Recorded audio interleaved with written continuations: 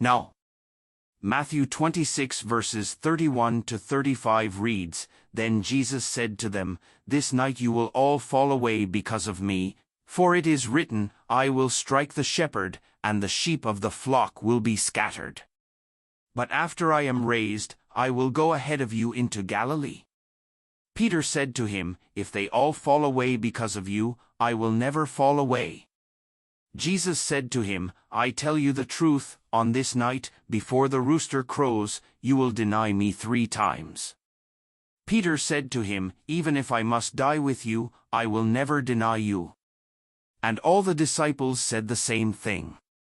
My friends in Christ, this is prophecy. The way to prophecy has been clearly shown in the paragraph we have read of Jesus, predicting Peter's denial as found in Matthew 26 verses 31 to 35. There is a clear procedure for modern prophets that has been laid down like a statute by our Lord Christ Jesus. I remember about a time when the Pharisees and Sadducees demanded a sign from Jesus, and this is what the Bible says. The Pharisees and Sadducees came to Jesus and tested him by asking him to show them a sign from heaven. He replied, When evening comes, you say, It will be fair weather, for the sky is red, and in the morning, today it will be stormy, for the sky is red and overcast.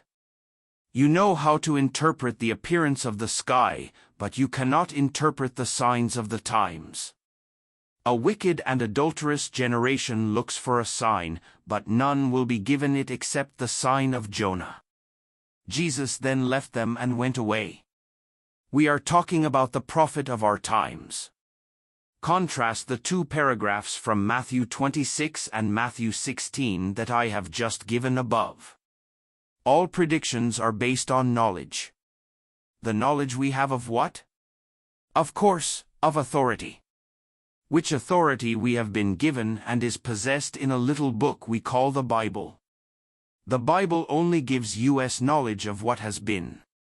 This, as Christians, must be our statutes or laws or decrees, whatever aspect of regulations you want to call them.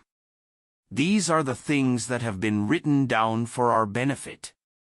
I remember, brethren, that our Lord Jesus in another scripture, namely Matthew 13 verse 52, says the following, Therefore every teacher, scribe, prophet, or priest, of the law who has become a disciple in the kingdom of heaven is like the owner of a house who brings out of his storeroom new treasures, as well as old.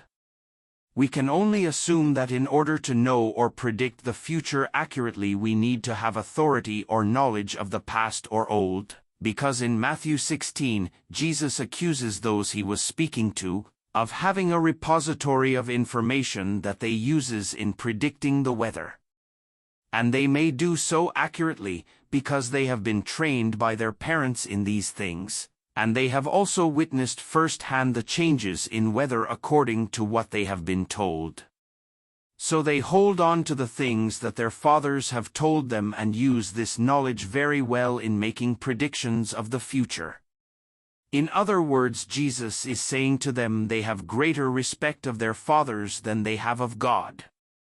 They know how to use what has been passed on to them by their fathers, in traditions, customs, and all cultures of this world. Yet God is more superior, and has greater knowledge about these things than their parents. Why don't they listen to God, who has more wisdom and greater understanding of these things? Because he made all things and therefore is the creator of all things. As the scriptures say in Psalm 119 verses 89 to 91, Your word, Lord, is eternal, it stands firm in the heavens. Your faithfulness continues through all generations, you established the earth, and it endures. Your laws endure to this day, for all things serve you. Surely, brethren, everything is subject to him who gives life and takes it away. In Psalms 145 verses 15 to 16, the eyes of all look to you, and you give them their food at the proper time. You open your hand and satisfy the desires of every living thing. And from Psalm 104 verses 27 to 31, all creatures look to you to give them their food at the proper time. When you give it to them, they gather it up. When you open your hand, they are satisfied with good things. When you hide your face, they are terrified. When you take away their breath, they die and return to the dust. When you send your spirit, they are created, and you renew the face of the ground. May the glory of the Lord endure forever. May the Lord rejoice in his works. Amen.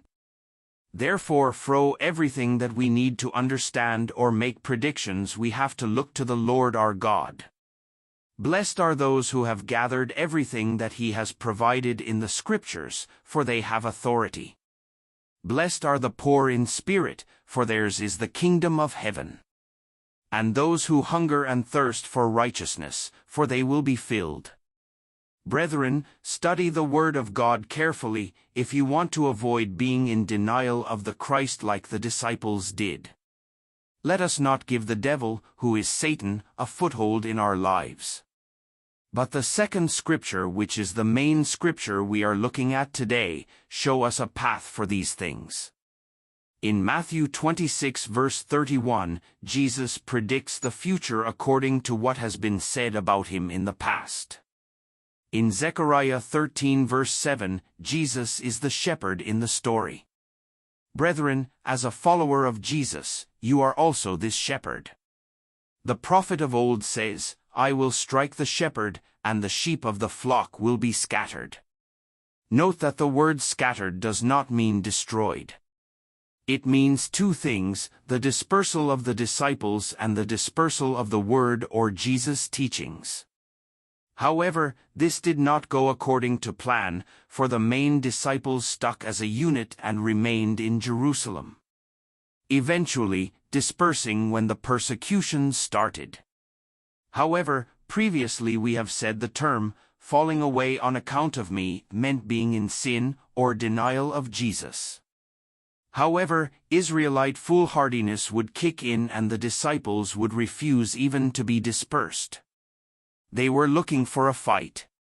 But that fight was not against the Jews but against God who made the prophecy. The disciples would go against Jesus.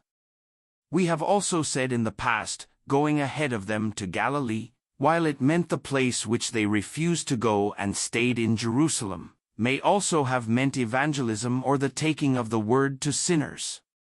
This they also refused to do.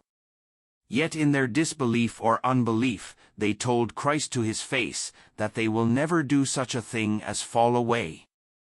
They were in denial of prophecy. Brethren, if you were a major in an army, at such a point you know that you have lost the faith of the soldiers. But in verse 34 we know that Jesus calls this a moment of darkness and only the devil was speaking. The word rooster means dawn or awakening to something. Therefore at some point, all of them, and not just Peter, will realize what they have done and all would regret it and repent. That is, they would realize that they had taken the side of the devil against Jesus and then repent. Brethren, that is what we do when we deny, dismiss, despise, or are ignorant of the Scriptures. For they are God-breathed. They have the Holy Spirit, and Revelation 19 verse 10 says, "Worship God." For the testimony of Jesus is the spirit of prophecy. Having said that we have all the three things we need in place. So, what does the entirety of Matthew 26 verse 34 mean? It means the denial of the Father, the Son, and the Holy Ghost. Brethren, take care that you do not fall away on account of the Lord. Shalom.